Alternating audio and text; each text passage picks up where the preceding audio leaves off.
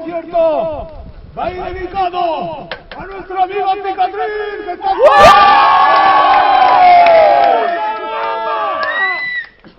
Y vamos a ofrecerle toda nuestra energía para que tenga la mejor vida en libertad. ¡A por ellos!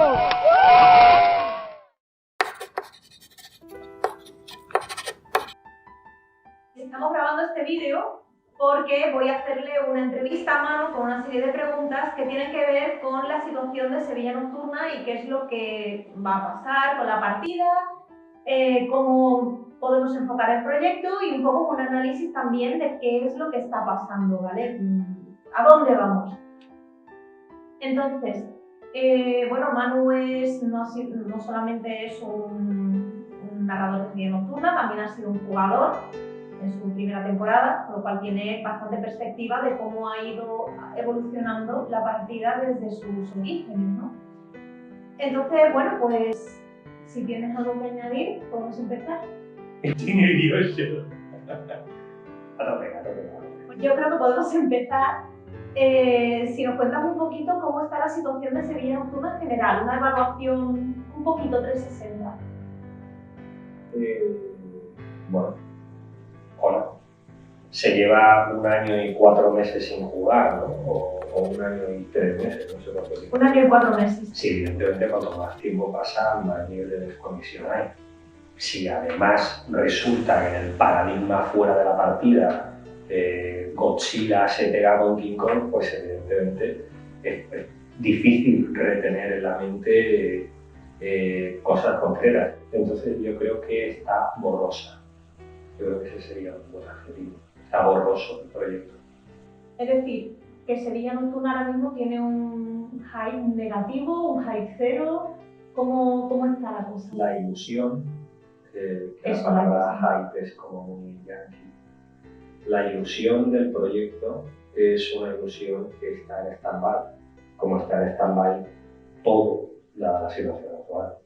Quiero decir, creo que si ahora mismo se pudiera hacer, la gente abrazaría el proyecto con mucha ilusión, con muchas ganas, pero también creo que ahora mismo el proyecto está muy necesitado, está en un estado muy agravio, muy originario. ¿Tú crees que este estado en el que está el proyecto obedece exclusivamente a que sea el COVID que nos ha tocado? ¿O crees que ya venía arrastrándose de anteriormente? ¿Crees que ha habido otras circunstancias que han podido provocar que la ilusión por el proyecto vaya decayendo? Creo que principalmente el COVID ha provocado un desgaste muy fuerte y creo que también podía haber circunstancias dentro del grupo social, no únicamente el grupo social de Sevilla, sino en general el grupo social friki, el grupo social de Cataluña o el grupo social de otros sitios, que hace que si hubiera algún tipo de roce o resquemor, el hecho de no poder tener el trato social, el hecho de no poder quedar para tomar una cerveza y para poder hablar las cosas, sino que cada vez se va prolongando más en el tiempo, cada vez se tarda más en dar una solución a las cosas o en poder hablar y tal, pues evidentemente eso hace que el tejido social en el cual se sustenta cualquier actividad grupal que quieras realizar, pues se ve afectado. Pero como se puede ver afectado los Boy Scouts, como se puede ver afectado cualquier grupo.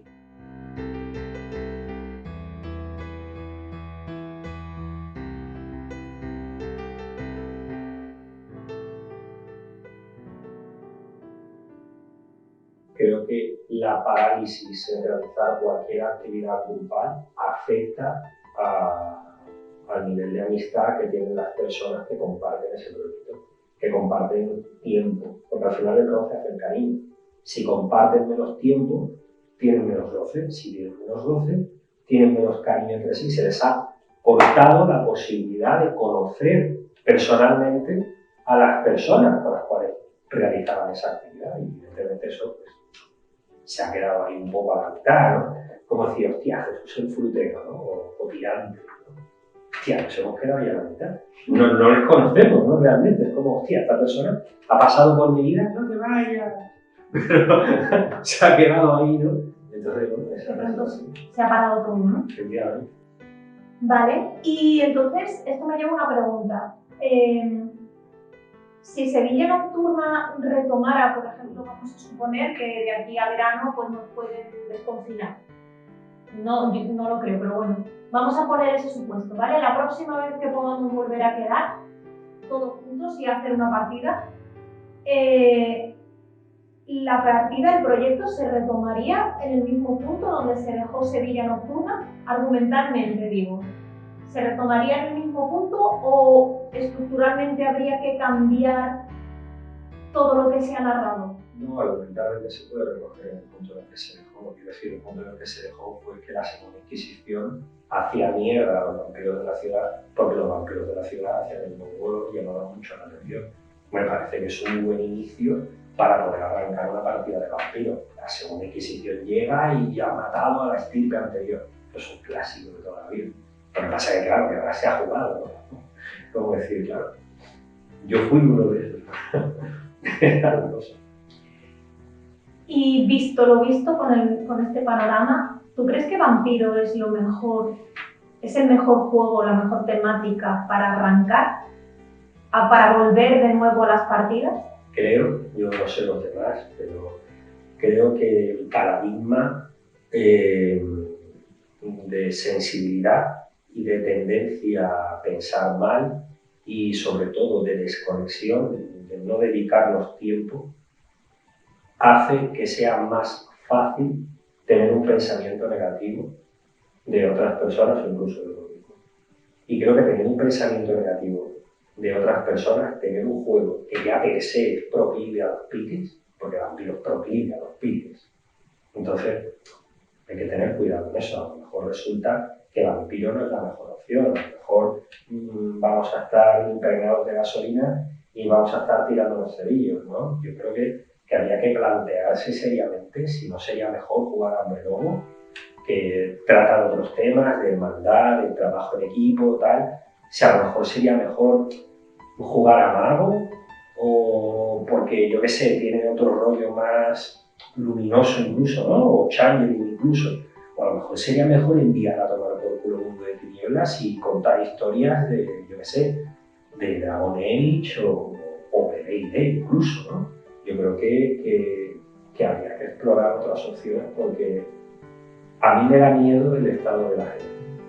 Una de las cosas que yo tengo a la hora de narrar Vampiro, a la hora de narrar, es que como yo no sé en qué estadio se encuentra la gente, yo no sé si a lo mejor hay alguien que tiene un familiar en un hospital o alguien que ha tenido una mala experiencia o alguien a quien ha dejado la novia.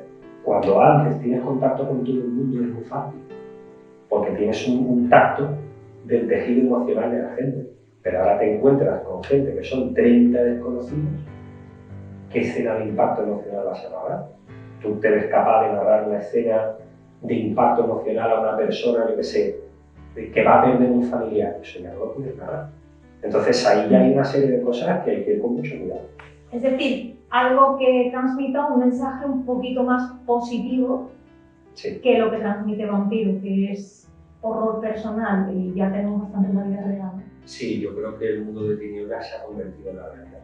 Sin embargo, también es cierto que narrar Vampiro tiene sus cosas positivas, ¿no? Esto salía hace poco en una de las reuniones de narradores que tuvimos, que también tiene cosas positivas, no solamente es negativo, ¿no? Narrar Vampiro. Sí, Vampiro tiene lo positivo que ya está hecho.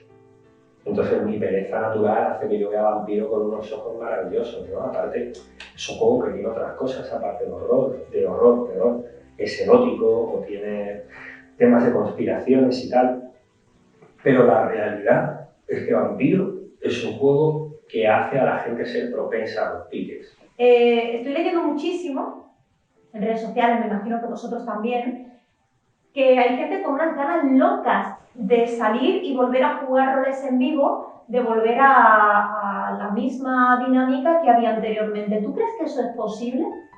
¿Crees que es posible que a pesar de las ganas que tienen las personas luego salgan al rol en vivo y parezca que no ha pasado el tiempo, que se encuentren en el mismo punto de inercia y de habilidad jugando que tenían anteriormente? Creo que inicialmente el hecho de pensar que se va a poder reunir un grupo grande de gente es un pensamiento muy positivo que para verano no está. Y probablemente habrá que ver después que está la cepa sudafricana, que ha dicho Pfizer, que la vacuna de Pfizer no funciona por completo con ella. Por otro lado, el tema de pensar que cualquier persona que lleva sin hacer una actividad durante un tiempo muy prolongado, muchos meses, incluso años, si esto se demora, va a poder hacerlo de igual manera. Hombre, siempre dice el refrán que el que tuvo, retuvo. Es decir, el que fue bueno en algo sigue siendo bueno en ello, pase el tiempo que pase. Pero también es verdad que si te pegas 2 años sin montarte en una bici, por mucho que te montes ahora en una bici, algo habrás perdido, evidentemente. Sí creo que puede haber una circunstancia por la cual el rodeo emocional se vea muy mermado, muy mermado. En el sentido de que dramas, romances, situaciones de agresividad, de explosión emocional, yo creo que va a ser complejo de narrar y de jugar. Creo que va a ser complejo sobre todo de sentir. Es decir, es posible que las partidas que se hagan cuando ya se pueda volver a retomar las salidas, es posible que estas partidas requieran de un pequeño cambio de perspectiva en la estructura de los roles en vivo, es decir, cómo el narrador construye la partida, cómo la transmite. Creo que sería necesario que el narrador se planteara cómo está el entorno y sobre todo que le apetece al propio narrador poder ejecutarlo. O sea, si tú miras, yo qué sé, a lo largo de una etapa de miseria y de crisis y de cosas chulas, el cine muestra narrativas que normalmente son de exaltación, películas de superhéroes, etc. Eso es por algo. Eso es porque el público necesita ese tipo de historias. En realidad la narrativa cumple una necesidad social. Bueno, y ya que estamos hablando de todo esto, de que posiblemente haga falta un cambio en lo que es la narrativa, la manera en la que el narrador presenta la historia a los jugadores, ¿no? Para superar este periodo de amortiguación emocional.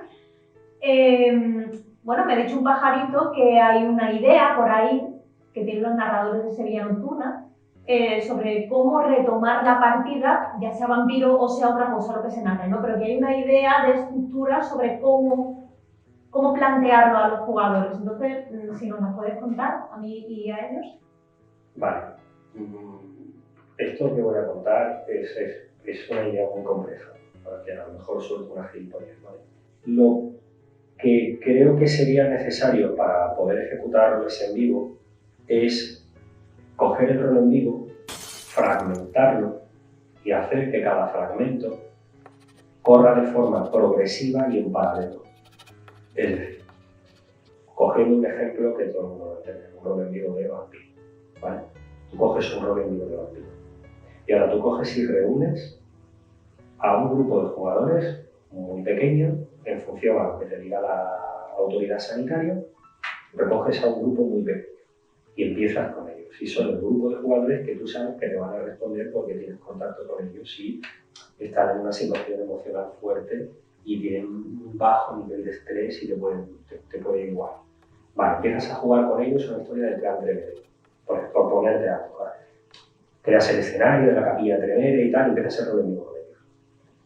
A las 2 semanas, coges a otro grupito y arrancas un pequeño rol en vivo con ellos. A las 2 semanas o a la semana, coges a otro pequeño grupito y arrancas otro pequeño rol en vivo con ellos, de los Turiá, de los Nosferatu, de lo que quieras.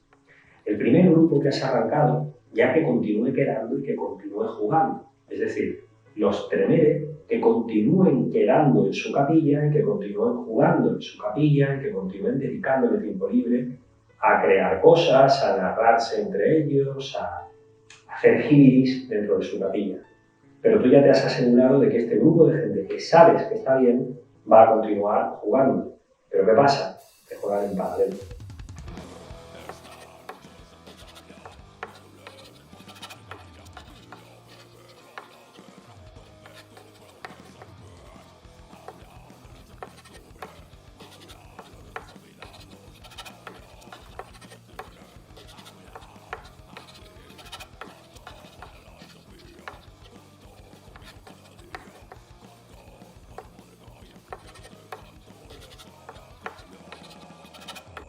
Igual como una historia de Sire y Chiquillo, o de Línea de Sangre.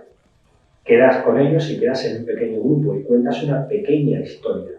Conforme la autoridad sanitaria va abriendo el canal, por así decirlo, para que podamos tener más contacto social, pues vamos engarzando todas esas pequeñas historias.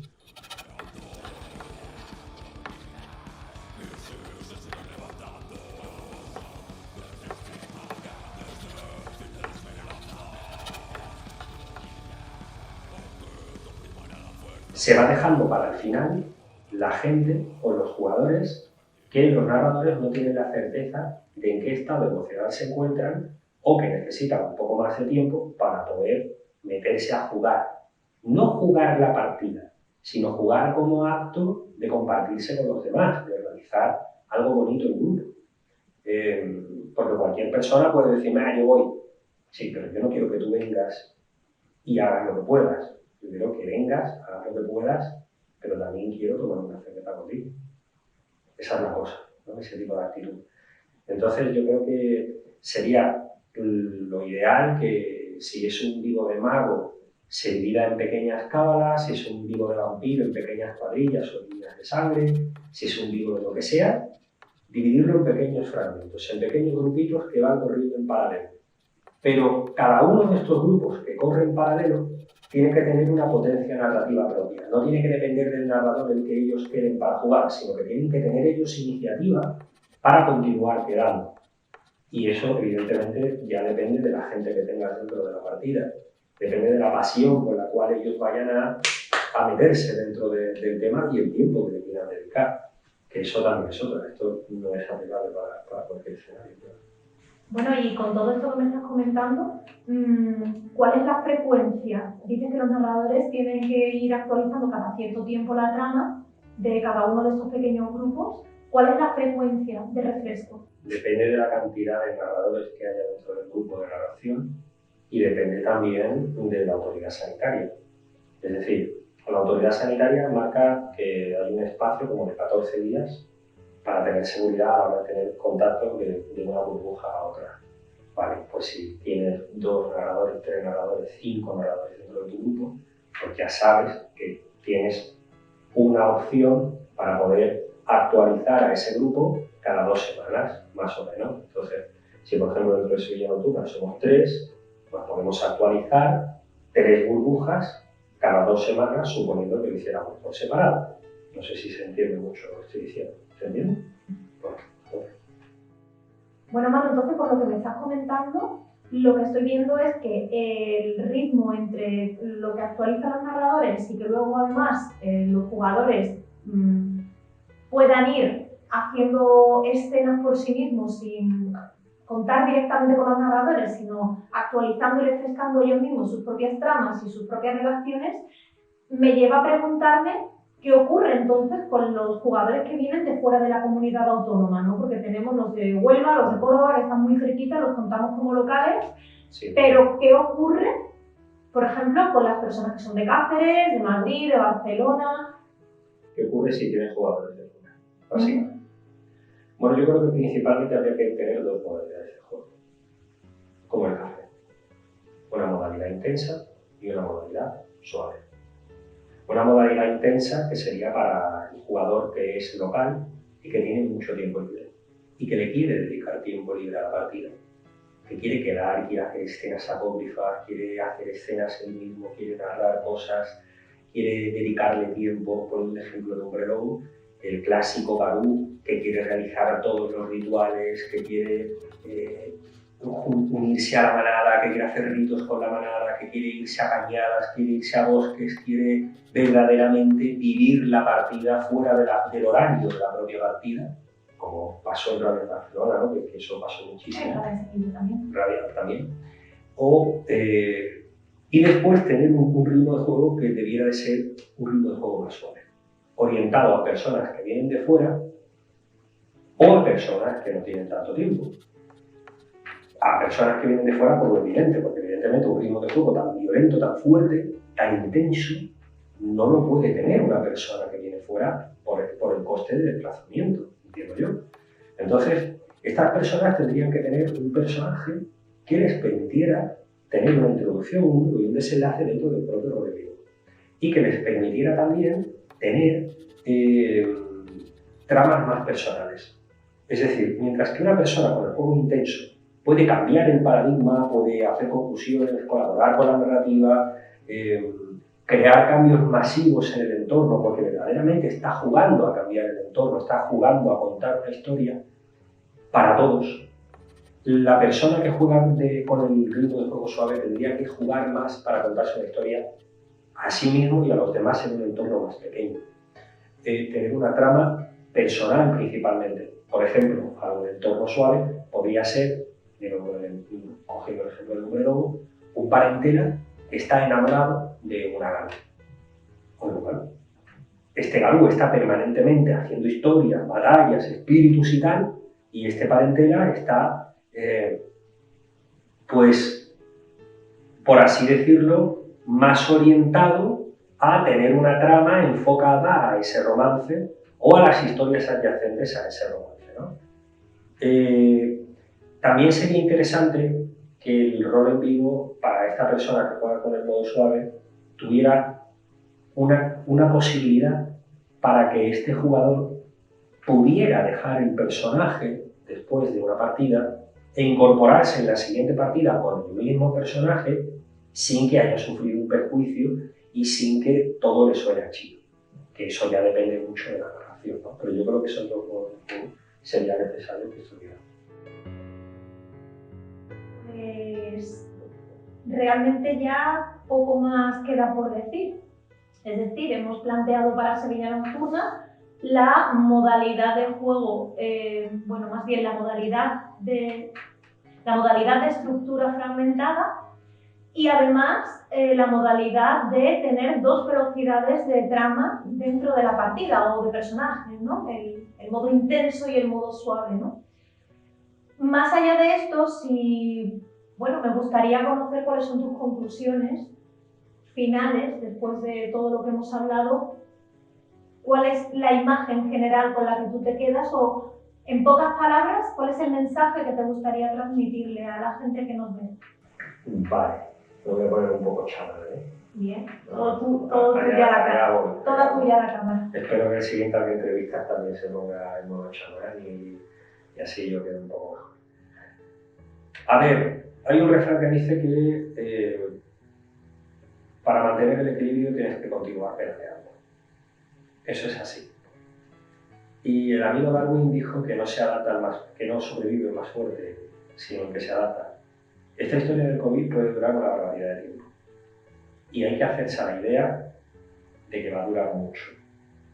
Las personas que amamos esta afición y que amamos el arte de contar historias, tenemos que contar historias. Esto se lleva haciendo desde una época muy remota, desde que vivíamos en cuevas, en tribus, en pequeños grupos de 20. Y el acto de contar historias es necesario y es sano para todos. Entonces yo creo que hay que continuar haciendo. Hay que hacerlo y creo también que es bueno para las personas a las cuales les gusta contar historias el continuar contando historias a pesar del chaparrón que esté cayendo fuera. Eso es así. Yo estoy convencido de ello. Y creo que hay que adaptarse. Y creo que hay que adaptarse y ponerse en la situación lo más realista posible. Probablemente en verano nos comamos una polla como una Coca-Cola de 2 litros. Entonces hay que adaptarse. ¿O qué vas a hacer? ¿Qué vamos a hacer? ¿Vamos a estar años sin contar historias? ¡Qué miedo! Hay que adaptarse, hay que hacer algo. A lo mejor lo que yo estoy diciendo no es más que una chorrada. Puede ser. Pero algo hay que hacer. Así de claro. Hay que empezar a ponerse las pilas. Y evidentemente la autoridad sanitaria marca los límites donde podemos movernos, pues hay que empezar a moverse con respecto a eso. Por otro lado, creo que Vampiro, lo he dicho antes, no creo que sea la mejor opción. No creo que me apetezca contar historias de horror, porque creo que hay mucha gente que ya está viviendo una historia de horror. Y a mí me gusta contar historias de lo que la gente no vive. Y me gusta también contar historias para provocar una serie de emociones que al final son positivas. Si en un momento dado cuento una historia donde la emoción final no es positiva, no me sabe a mí bien, ¿no? No soy un sádico cabrón, no siempre. Entonces, bueno, eso también me gustaría decirlo. Y aparte de eso, también me gustaría decir que es necesario que todos nos planteemos la suspicacia y hasta qué punto el COVID, el paradigma de no tomarnos una cerveza y de estar aislado en modo ermitaño, no nos está volviendo más hijos de puta. Es decir, como no me tomo una cerveza contigo, como llevo menos tiempo sin verte, o más tiempo sin verte, perdón, como llevo más tiempo aislado, pues te ha atropellado un tráiler. ¡Ay! Yo me alegro. No sé si entendéis por dónde voy. Como que de alguna manera se nos puede estar amargando el carácter y eso también puede favorecer piques, favorecer historias, favorecer migrañas, favorecer malas interpretaciones que yo creo que no son buenas. Y, coño, somos seres inteligentes, vamos a ponerle fin a esa tontería. Y por otro lado, lo único que ya me queda por deciros es que cojáis esta idea y la ejecutéis, que la ejecutéis sin ninguna fe, ejecutarla sin ninguna esperanza, ejecutarla pensando que va a salir mal, pero por lo menos movemos, por lo menos que el mundo friki palpite, ¿no? que haya un pálpito ahí, ¿no? Que haya algo de vida, porque creo que es bueno. Y ya está, eso vaya chamanada. Ya está, eso es lo que quería decir. Muy bien, pues nada, hasta aquí ha llegado la entrevista. Me despido de vosotros y bueno, que sabéis que en esa silla la próxima vez habrá sentado otra persona con otra entrevista y bueno, espero que también digan muchas cosas de chamán, como tú has dicho, porque eso siempre es bonito, ¿no? Nos deja ver un poco cuáles son las ideas y el fondo de cada persona que tenemos ahí dentro muchas cosas que transmitir y que contar a los demás. Así que nada, un beso para todos y hasta el próximo vídeo.